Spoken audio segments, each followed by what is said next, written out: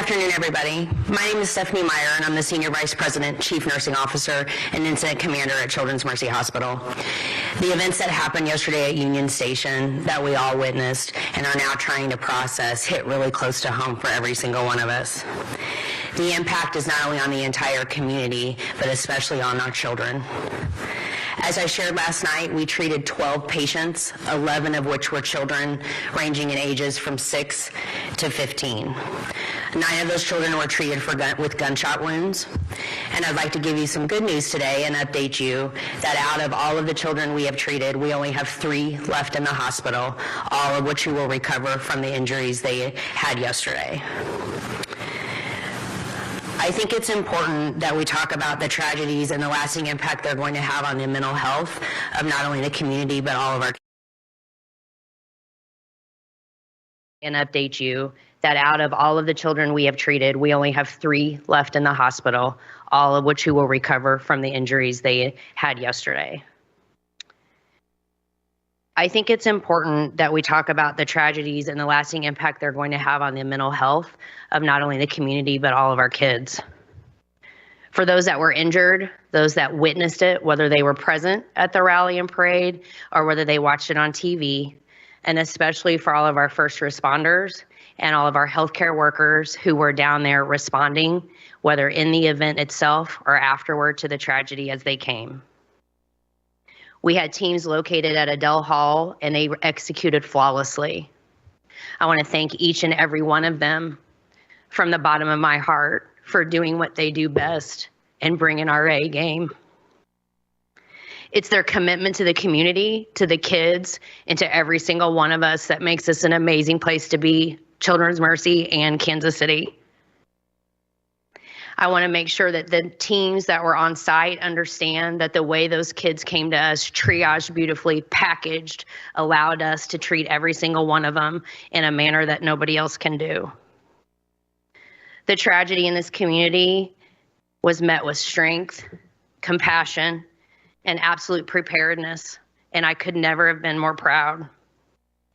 Thank you guys for being here, and I'd like to introduce Dr. Stephanie Burus, who is our Chief Wellbeing Officer for our Center for Wellbeing. Hi, y'all. Thanks, everybody, for having me today. In the aftermath of yesterday, we know that our community is struggling, our kids are struggling, as is our healthcare workforce. No celebration should be ended in a violent act. As you may know, our healthcare workforce has been struggling for quite some time. COVID just brought all that to light.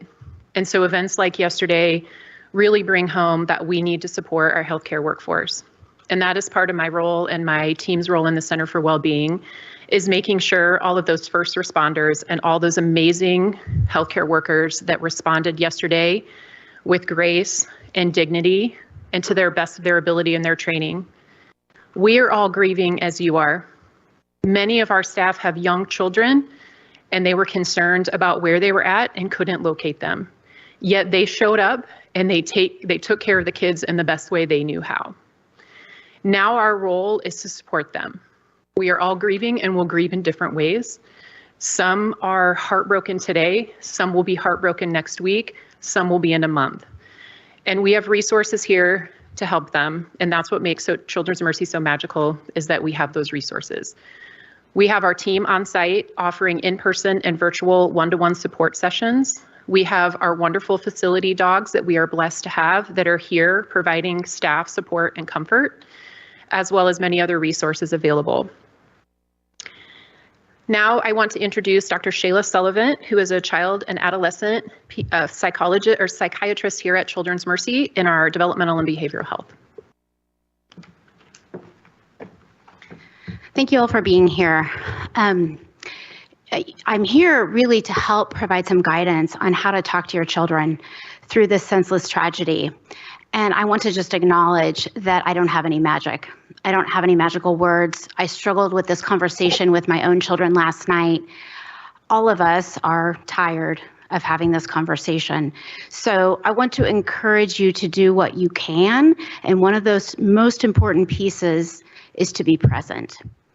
We are all very busy, and we are all really struck by this awful tragedy, like so many other communities across the nation have experienced. We need to turn off our media at times. We need to set our phones down, and we need to be there for our kids. We need to listen first. Your natural tendency may be to talk, because that's what mine is. But really listening to our kids and what their fears are, what their questions are, and making sure we understand what they know before jumping in and sharing more information with them. This is hard, so please do take care of yourselves in this process, and please don't hesitate to reach out for help. On our website, we have some guidance for parents, so I encourage you to look at that. But one big message I would have is to seek help if you think you might need it, as opposed to waiting, because we never want to wait.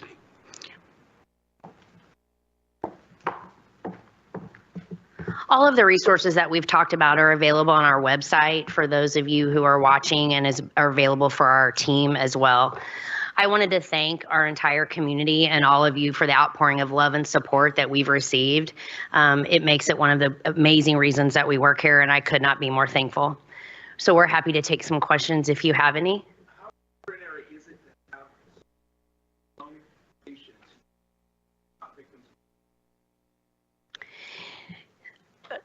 I pause. Extraordinary. I'm not sure I would use the word, but I think the question is well placed. It's something we prepare for, honestly, all the time. Whether that's through simulation, whether that's through training. And when we knew they were coming, we mobilize in a way that you think you're only going to have to practice for. And so when they came, we were ready with multiple teams standing, waiting to do what we needed to do and to focus on their physical health first. And then, of course, that's just a first step. The next step is now the mental health pieces that will come after. Stephanie, can you help us clarify the extent of the injury? And then earlier today, Florida said the youngest was 8-year-old. We're hearing 6. Is that a 6-year-old that was wounded by gunfire or just injured in the mid? So what I can tell you is just the 9 gunshot wounds. The other ones were what we would call incidental injury. And I would tell you that they were from ages 6 up. And the 6-year-old, I cannot comment on which injury they had. You mentioned the struggling workforce in the past. Can you speak to if that played a role at all in what happened? I know obviously you said that the teams were ready and they mobilized and they were active, but could it have been improved if there were more medical staff on hand, or comment about that? Sure, I'll have Steph comment on that and then I can add to that. Thank you. I don't think that our first responders and those that took care of any of the patients in the hospital could have done any better. As Stephanie said, we're armed and ready to go, and they did what needed to be done. When I say struggling, they're struggling just like you and unbelievably heartbroken that this happened in our backyard. And we all trained for this. We're all prepared to take care of these children, but it doesn't negate the fact that it's still not normal for people to see many, many people wounded by gunshots. And so they are really struggling emotionally, not struggling showing up for the kids. They did their job to the fullest. Now we're here to support their mental and emotional well-being going forward. I think a lot of us were shocked when we heard that 9 children were shot yesterday, and probably feeling relieved today that so many children have been discharged. The 3 who are remaining, can you just describe maybe what additional challenges they have? I can just tell you that the 3 that are remaining, we expect a full recovery. I can't give any more detail than that out of respect for their families, but they are stabilized, they're doing well, and I think prayers and hope for them is exactly what they need. Stephanie, when we're back to the mental health element of all this, the incident is over, but the lingering effects will be here for a while. We're hearing that a lot of kids called in out of school today. Do you expect to see that? What are the lingering effects that you're worried about? So we're extremely worried. This is coming on the heels of a pandemic where rates of anxiety and depression doubled for young people. We have a mental health campaign that we've already been working on to expand our breadth so we can reach more kids. And now we have more kids that have experienced trauma. So yes, we're anticipating a huge increase in need in our community, and we're actively working on how to respond to it effectively.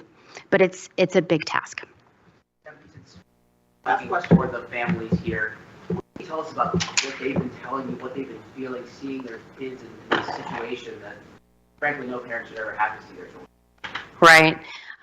The comments that we've received so far of thanks from them at this point, I want to go back to a comment I made last night and how they feel and how we responded. They're fearful.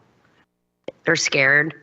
And what they need from us in the community is support and reassurance that the first step that we can give them is back to physical health. And the next step that we'll offer is back to mental health. And how do we work to make that child and their family whole again?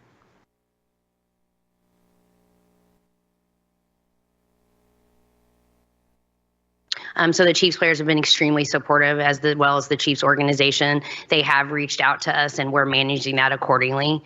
We want to make sure that we're focusing on our patients and our kids and families first, then our staff, and then we will have them help with that. Thanks, everybody. Thank you, guys.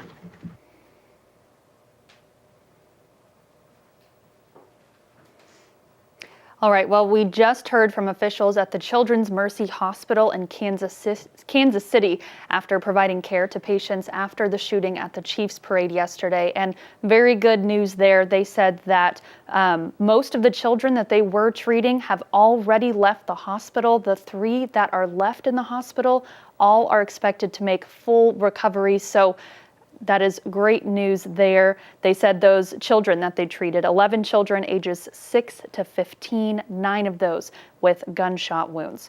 Now, just to kind of recap what happened, we heard from Kansas City Police and the Kansas City Mayor this morning, who said a preliminary investigation into this shooting found there is no connection to terrorism. It appeared to be a fight between several people that ended in that shooting.